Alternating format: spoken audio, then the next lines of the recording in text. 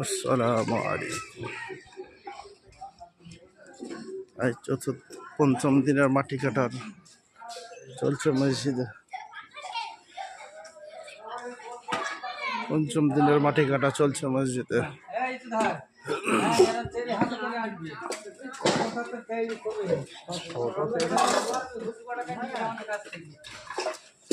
বাচ্চারা বড়রা সবাই চলে এসেছে মাটি কাটার জন্য।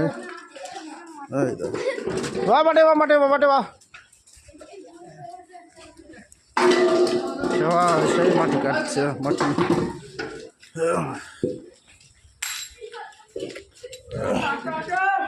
চলো চলো, লাইভ বানাচ্ছ নাকি? না না,